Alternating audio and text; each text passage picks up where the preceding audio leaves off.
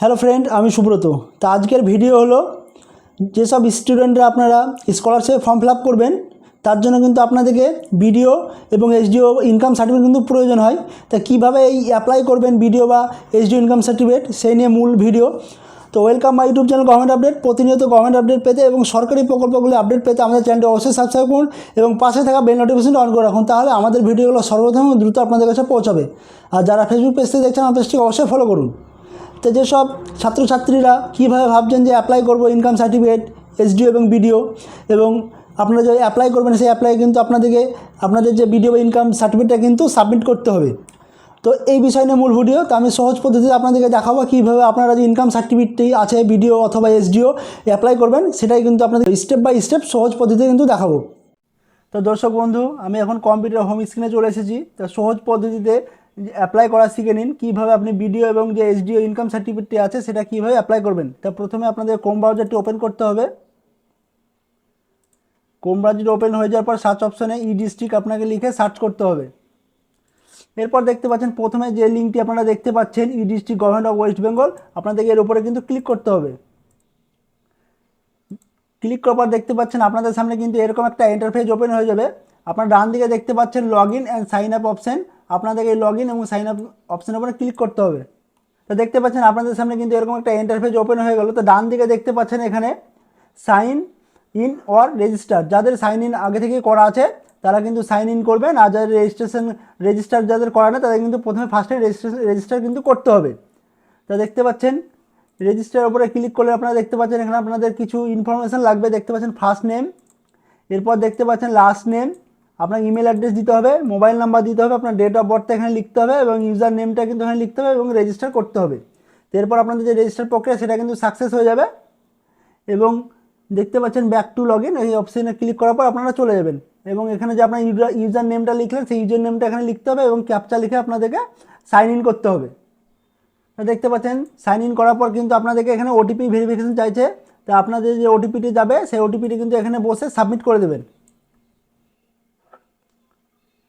তো দেখতে পাচ্ছেন আপনাদের সামনে কিন্তু এরকম একটা ইন্টারফেস ওপেন হয়ে গেল। তো বাঁ দিকে দেখতে পাচ্ছেন একটা থ্রি ডট আছে, আপনাকে থ্রি ডটের উপরে ক্লিক করতে হবে। এরপর দেখতে পাচ্ছেন প্রথমে যে সার্ভিস অপশন আছে সার্ভিস অপশনের উপরে আপনাদের কিন্তু ক্লিক করতে হবে।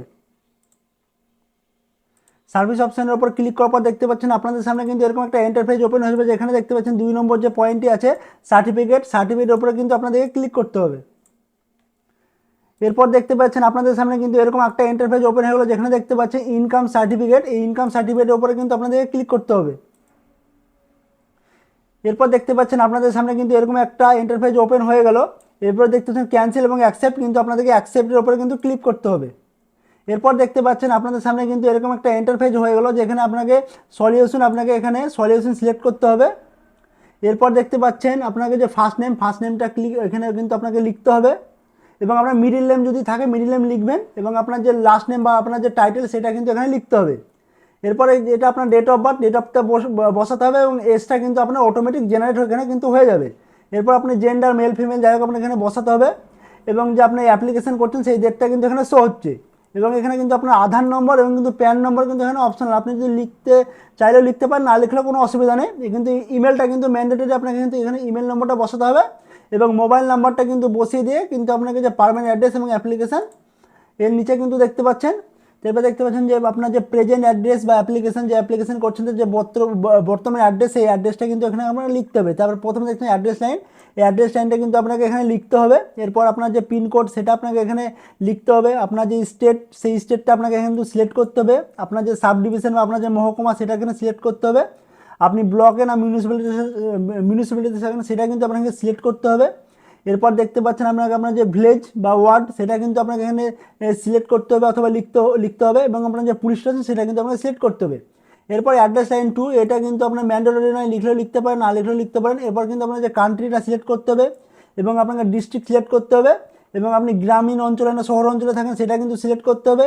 এখানে কিন্তু দেখতে পাচ্ছেন যে ব্লক না মিউনিসিপ্যালিটি সেটাও কিন্তু আপনাকে লিখতে হবে এবং আপনার যে পোস্ট অফিস সেই পোস্ট অফিসের নামটা কিন্তু এখানে লিখে দিতে হবে।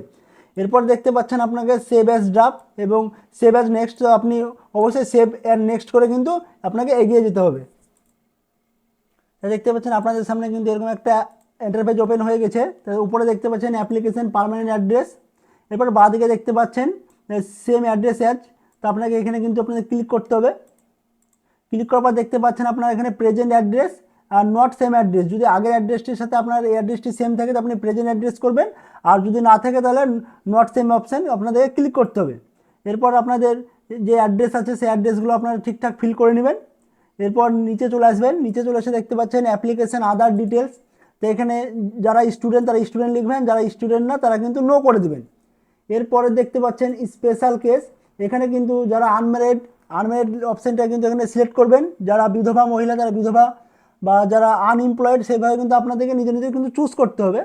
এরপর নিচে দেখতে পাচ্ছেন আপনারা যে ফ্যামিলি ডিটেলস, যদি আপনার কোনো ফ্যামিলি ডিটেলস থাকে সেটা কিন্তু আপনাকে এখানে বসিয়ে দিতে হবে বা লিখতে সিলেক্ট করতে হবে। এরপর আপনাকে দেখতে পাচ্ছেন অ্যাড রো, অর্থাৎ এখানে আপনি কিন্তু আপনার যে ফ্যামিলি ডিটেলস সেটা কিন্তু আপনি অ্যাড করতে পারবেন। এরপর দেখতে পাচ্ছেন নিচে সেভ অ্যান্ড নেক্সট করতে হবে। দেখতে পাচ্ছেন আপনাদের সামনে কিন্তু এরকম একটা ইন্টারফেস ওপেন হয়ে যাবে। তা দেখতে পাচ্ছেন আপনাদের ইনকাম ডিটেলস, সেই ইনকাম ডিটেলসটা কিন্তু এখানে কিন্তু আপনাদের শো হচ্ছে। তো বাঁদিকে দেখছেন monthly income of the application, আপনার পঞ্চায়েত থেকে যে বা আপনার মিউনিসিপ্যালিটিতে যে ইনকাম সার্টিফিকেট নিয়েছিলেন এবং যেখানে আপনি ওই বসিয়েছিলেন ইনকামটা, সেখানে কিন্তু সেম টু সেম বসিয়ে দেবেন। এরপর দেখতে পাচ্ছেন নিচে রিজন অফ অ্যাপ্লিকেশন, তো এখানে কিন্তু আপনাদের আদার্স অপশানটি কিন্তু সিলেক্ট করতে হবে। এরপর ডান দিকে দেখতে হবে detail of business of service, এই অপশানটা কিন্তু আপনাদেরকে ছেড়ে দিতে হবে। এরপরে দেখতে পাচ্ছেন আদার রিজন ফর অ্যাপ্লিকেশন, তা আপনি অ্যাপ্লিকেশনটা কোন পারপাসের উপর করতে চাইছেন সেটা কিন্তু এখানে লিখতে হবে। তো আপনারা যেহেতু স্টুডেন্ট স্কলারশিপের জন্য করছেন, তো আপনাদের এখানে স্কলারশিপ লিখে এখানে সেভ অপশানটি কিন্তু সেভ অপশানের উপরে কিন্তু ক্লিক করতে হবে। দেখতে পাচ্ছেন এরপর আপনাদেরকে কিন্তু সেভ করে দিতে হবে। সেভ করার পর দেখতে পাচ্ছেন আপনাদের প্রিভিউ অপশান আছে, প্রিভিউ অপশানের উপর কিন্তু আপনাদেরকে ক্লিক করতে হবে। প্রিভিউ অপশানের উপর ক্লিক করার পর দেখতে পাচ্ছেন আপনার যে অ্যাপ্লিকেশন ডিটেলস সেই ডিটেলসটি কিন্তু শো হচ্ছে। এরপর দেখতে পাচ্ছেন আপনার যে অ্যাড্রেস সেই অ্যাড্রেসটি কিন্তু এখানে শো হচ্ছে। তো দেখতে পাচ্ছেন আপনাদের সাবমিট করার পর কিন্তু আপনাদের সামনে এরকম একটা ইন্টারফেস কিন্তু ওপেন হয়ে যাবে। তো দেখতে পাচ্ছেন প্রথমে কিন্তু আপনার রেসিডেন্টাল প্রুফ হিসাবে যে আপনার আধার কার্ড, সেই আধার কার্ডটি কিন্তু এখানে আপনাকে আপলোড করতে হবে এবং সেটা কিন্তু সাইজে ম্যাক্সিমাম আপনাকে 150 KB কিন্তু আপনি ইউজ করতে পারবেন বা ব্যবহার করতে পারবেন। এরপর যে আপনার পাসপোর্ট ফটোগ্রাফি, সেই ফটোগ্রাফিটা কিন্তু আপনি আপলোড করতে হবে, সেটা কিন্তু 1024 KBর মধ্যে। এবং আপনি যে ইনকাম সার্টিফিকেটটি নিয়েছিলেন পঞ্চায়েত বা মিউনিসিপ্যালিটি থেকে, সেই ইনকাম সার্টিফিকেটটি কিন্তু আপনাকে আপলোড করতে হবে, সেটা কিন্তু 150 KBর মধ্যে। এবং আদার্স যদি কোনো ডকুমেন্টস আপনার থাকে সেটা কিন্তু আপনাকে আপলোড করতে হবে, সেটাও কিন্তু ম্যাক্সিমাম 1024 KBর মধ্যে। দেখতে পাচ্ছেন আমি কিন্তু সব ডকুমেন্টসগুলো কিন্তু আপলোড করে নিয়েছি। আপলোড করার পর কিন্তু এখানে আমি অ্যাকসেপ্ট করে দেবো এবং অ্যাকসেপ্ট করার কিন্তু সেভ করে দেবো। সেভ করে দেওয়ার পর দেখতে পাচ্ছেন যে আমাদের ডকুমেন্ট আপলোড সেটা কিন্তু সাকসেসফুলি ডান হয়েছে। তো দেখতে পাচ্ছেন আপনাদের সামনে যেমন ফাইনাল ডকুমেন্টস অ্যাকসেপ্ট করার পর সাবমিট করার পর কিন্তু আপনাদের সামনে কিন্তু এরকম একটা ইন্টারফেস ওপেন হয়ে গেলো। এরপর আপনার প্রিভিউ অপশনের উপরে কিন্তু ক্লিক করতে হবে আপনাদেরকে। দেখতে পাচ্ছেন আপনাদের সামনে কিন্তু প্রিভিউ অপশনের উপর ক্লিক করে এরকম একটা ইন্টারফেস ওপেন হয়ে গেলো। তো আপনারা চাইলে কিন্তু এই পেজটি কিন্তু আপনারা প্রিন্ট করে নিতে পারেন। তো দেখতে পাচ্ছেন আপনাদের সামনে এরকম একটা ইন্টারফেস ওপেন হয়ে গেলো। এবার আপনারা কিন্তু এখানে সাবমিট করে দিবেন, আর সাবমিট করলে কিন্তু আপনার যে ইনকাম সার্টিফিকেট যে অ্যাপ্লাই, সেই অ্যাপ্লাইটা কিন্তু আপনার সাকসেস হয়ে গেলো। এবং যে দেখতে পাচ্ছেন আপনার যে অ্যাপ্লিকেশন নাম্বার, সেই অ্যাপ্লিকেশন নাম্বারটা কিন্তু আপনার এখানে কিন্তু শো হচ্ছে। চাইলে আপনারা কিন্তু এখান থেকে ডাউনলোড করে নিতে পারেন। তো অবশ্যই ডাউনলোড করতে হবে, কারণ আপনারা এই নাম্বারটা দিয়ে কিন্তু আপনার যে ইনকাম সার্টিফিকেট সেটা কিন্তু আপনি বের করতে পারবেন। তো আমার ভিডিওটা যদি ভালো লাগে থাকে অবশ্যই লাইক শেয়ার সাবস্ক্রাইব করবেন।